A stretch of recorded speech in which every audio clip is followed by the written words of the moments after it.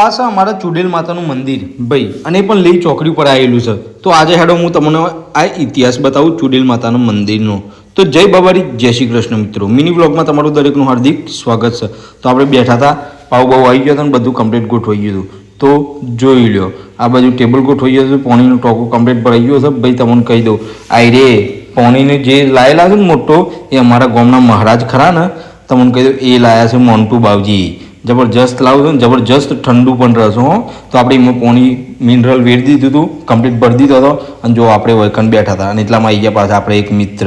તો જોઈ લો, એ ગાયો ચારતા ગામમાંથી આવ્યા ને ચોકડી પર આવ્યા કે દાબેલી બનાવો. તો આપણે બનાવતો પહેલાં 7 દાબેલી બનીને પાર્સલ કરી આલી હતી, ખાઈને આવી ગયા હતા પાણી ભરવા. એક કે તમારી આઈડી કઈ છે, ઇન્સ્ટાગ્રામની આઈડી આલી દીધી ને આપણો યુએ પાછો યોને આપણો વિડીયો બનાવ્યો હતો. હા, જબરજસ્ત વિડીયો બનાવ્યો હતો અને એક નંબર વિડીયો બનાવ્યો હતો. અને એની આઈડી માલધારી હતી ને એ એમાં આપણે સર્ચ મારીને આપણી આઈડી યોને ખોલેલી. તો જોઈ લો, હા વિડીયો જબરજસ્ત બનાવ્યો હતો ને એટલામાં આવી ગયા હતા ગ્રાહક. તો આપણે યોન બની આલી ભાઈ દાબેલી. તો જોઈ લો, આ બેઠા ને યોન દાબેલી આપણે બનાવીને આપી દીધી હતી. તો આવી રીતે આપણે બેઠા આ પાછા એક ગ્રાહક આવી ગયા. તો યોને હોદના 3 વાગે આવી ગયા હતા અને બાપરા બેસી રહ્યા હતા 12 વાગ્યાના. પણ આજે તમને કહી દઉં 14 એપ્રિલ હતી, એટલે આજે છે ને સાધન મળવા બહુ મુશ્કેલ હતો. ઈડરમાં વરઘોડું હતું એટલા માટે.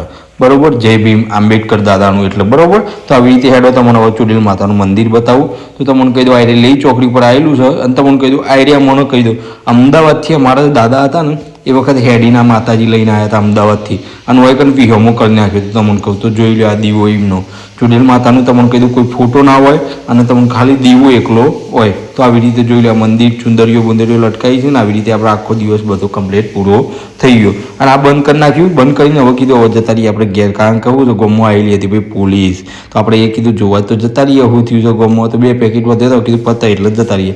તો આપણો માલ બધો પતી ગયો અને હવે કીધું બંધ કરીને આપણે જઈએ. તો નીકળી આપણે ગાડી લઈને રફોરફમાં ગોમમાં. તો મળીએ નેક્સ્ટ વિડીયોમાં. જય બાબારી, જય શ્રી કૃષ્ણ.